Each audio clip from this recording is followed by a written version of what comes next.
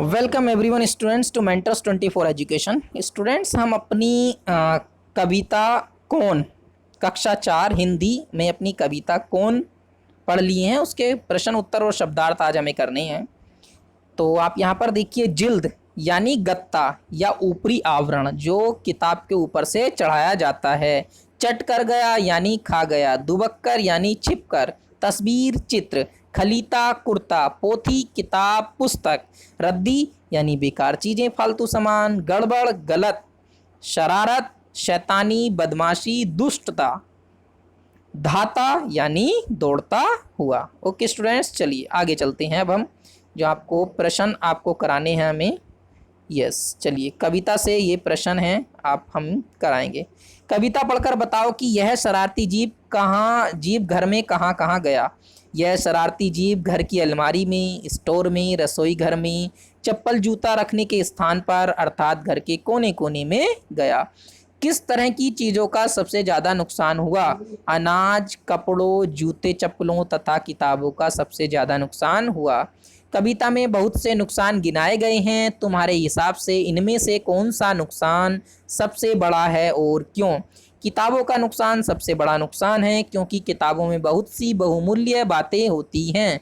एक किताब से कई लोग लाभ उठा सकते हैं। यदि संभाल कर रखा जाए तो इन्हें पीढ़ी दर पीढ़ी पढ़ा जा सकता है और अच्छी बातों को जीवन में उतारा जा सकता है। चलिए स्टूडेंट्स, इस कविता में किसकी शैतानियों की बात की गई है, तुमने कैसे अनुमान लगाया, आपको बताना है।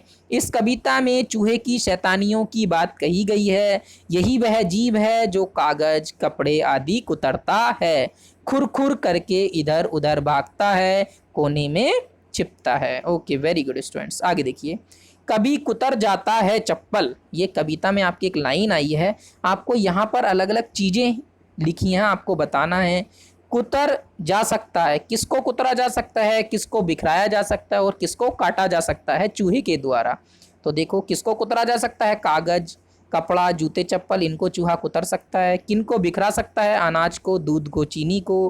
किनको काट सकता है चूहा, कपड़ा, रस्सी, बिजली का तार, इनको काट सकता है। आपको एक एक और ऐड करके इनमें लिख देना इन्हीं के साथ में।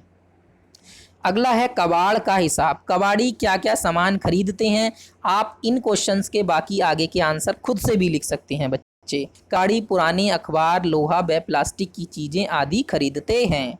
तुम्हारे घर से सामान ले जाकर कबाड़ी उसका क्या करते हैं। कबाड़ी इन सामानों को फैक्ट्रियों में बेच देते हैं जहां इनको गलाकर फिर से नई और उपयोगी चीज़ें बनाई जाती हैं। पता करो कि पुराना अखबार या रद्दी किस भाव से बिकते हैं। तो आप अपने मन से लिख देना बेटा, पुराना अखबार 10 रुपये किलो, रद्दी 6 रुपये किलो बिकता है। आप अपने मन से लिख देना बेटा, ठीक है, जो आपको सही लगे। नीचे लिखी कविता की पंक्तियां पढ़ो। जिन शब्दों के नीचे रेखा खींची है उनका अर्थ आपस में चर्चा करके बताओ। तो ये कुछ हैं पंक्तियां, इनमें कुछ शब्द लिखे हैं, जैसे कभी खलीता पर बन आती, अनजाने पैसा गिर जाता। तो खलीता का मीनिंग बताना है। खलीता का मतलब होता है थैली, थैली यानी थैला। अगला देखिए, रोज टांगता धो धो कर मैं, कौन उठा ले जाता छन्ने। छन्ने का मीनिंग क्या होता है, छन्ने यानी छानने के लिए महीन कपड़ा, यानी कपड़ा है आपने छानने के लिए, वो जूस छानने के लिए, कुछ भी छानने के लिए बनाया है तो उस कपड़े को हम छन्ने कहते हैं। धाता यानी रोज रात भर जागता रहता, खुद खुरखुर इधर उधर है धाता, यानी धाता मीन्स दौड़ता है, चूहा दौड़ता है ना, तो धाता हुआ उसका मीनिंग। शब्दार्थ हमने करा दिए हैं, आगे देखिए। अगर कबाड़ी तुम्हारे घर का कबाड़ा न खरीदे तो क्या होगा बच्चों। घर में कबाड़ की मात्रा बढ़ती जाएगी और चारों तरफ गंदगी फैल जाएगी। घुसपैठ, यहाँ पर देखिए, तुम्हारे घर में भी यदि यह शरारती जीव है या उसकी फौज घुस गई है तो पता करो कि उसमें कैसे निपटा जा सकता है। तो आप अपने मन से लिख देना बेटा, उससे कैसे निपटा जा सकता है। उसके लिए आप एक जाल लगाओगे, हम जाल लगाकर चूहों को पकड़ेंगे और बाहर जाके छोड़ आएंगे।